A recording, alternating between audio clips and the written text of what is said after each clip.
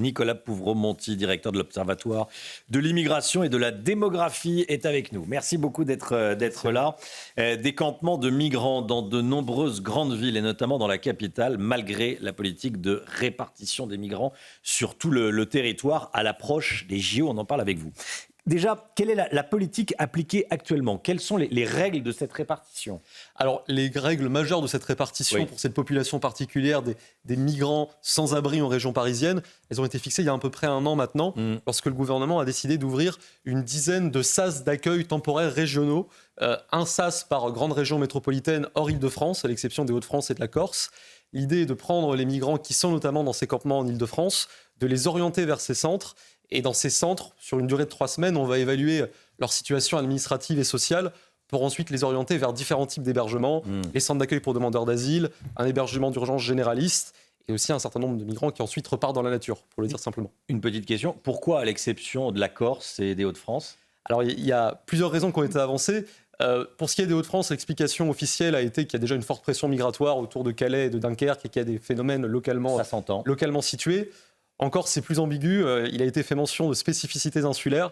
Il est possible que le degré d'acceptation locale de ce type de répartition soit moins fort que dans d'autres régions. Donc, j'allais dire pas plus clairement, parce que c'est très clair ce que vous dites, mais traduit par moi, ça veut dire que les Corses n'accepteraient pas qu'on installe des camps de migrants chez eux. Ça a été compris comme ça, par le cabinet du ministre notamment. D'accord. On parle de combien de personnes ? Alors, depuis que ces SAS ont été mis en place, on doit être aujourd'hui un peu plus de 4000 personnes qui sont passées par ces SAS. L'idée étant que ce ne sont que des SAS de transition. Au bout de ces 3 semaines, il y en a environ la moitié qui sont réorientés vers le dispositif national d'accueil des demandeurs d'asile, pour ceux qui ont déposé une demande d'asile. Donc il y a 100 000 places en France pour ça. Oui. Un dispositif qui est déjà saturé par ailleurs.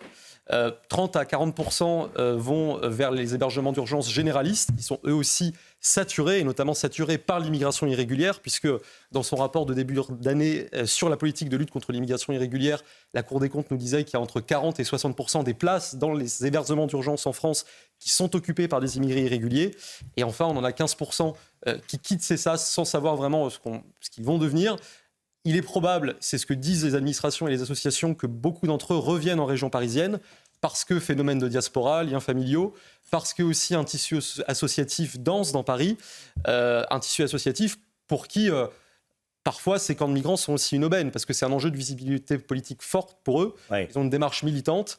On sait qu'il y a des associations qui distribuent des tentes, typiquement. Je ne sais pas ce qu'il en est sur le cas du Pont-Marie, mais les campements qui sont restés longtemps près de la place de la République, par exemple, étaient, si je puis dire, subventionnés logistiquement par ces associations. Ça, c'est très important.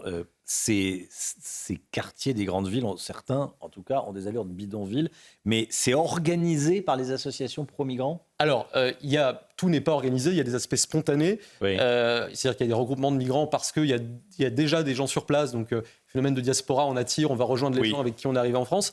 Mais ensuite, oui, il y a des associations qui distribuent des tentes et des associations pour qui le fait d'avoir des campements en centre-ville, c'est la garantie d'une attention politique, c'est la garantie d'une visibilité médiatique et c'est la garantie pour elles de porter un combat qui est globalement favorable à l'abolition des frontières, parce que c'est porté comme tel par un certain nombre de ces associations, y compris parmi les moins idéologiques en apparence. Je pense à la CIMAD, qui est une association qui a reçu près de 8 millions de subventions et concours publics en 2021, et qui dit dans sa communication publique que les frontières tuent. Donc au-delà de la démarche humanitaire ou caritative, il y a une dimension éminemment politique dans l'action d'une part de ces associations. Oui. Cette politique de répartition des migrants dans toute la France, sauf en Corse et dans les Hauts-de-France, donc, elle va s'arrêter après les Jeux Olympiques ? Alors, en tout cas, pour ce qui a trait au dispositif des SAS d'accueil temporaires régionaux, à ce stade, il est censé se terminer à la fin 2024, donc après les JO. Il est possible qu'il soit prolongé, mais la situation et le problème perdurera, parce qu'en réalité, l'État court en mettant toujours plus de moyens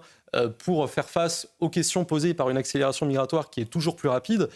Les solutions après ces SAS, j'évoquais les dispositifs d'accueil des demandeurs d'asile, mais on est structurellement saturé, y compris pour cette solution majoritaire que prennent les migrants après les SAS. Et pourquoi on est saturé ? Parce que le nombre de premières demandes d'asile en France est aujourd'hui supérieur de 245% à ce qu'il était à la fin des années 2000, parce que la France a accueilli plus d'1 million de premières demandes d'asile depuis 2013.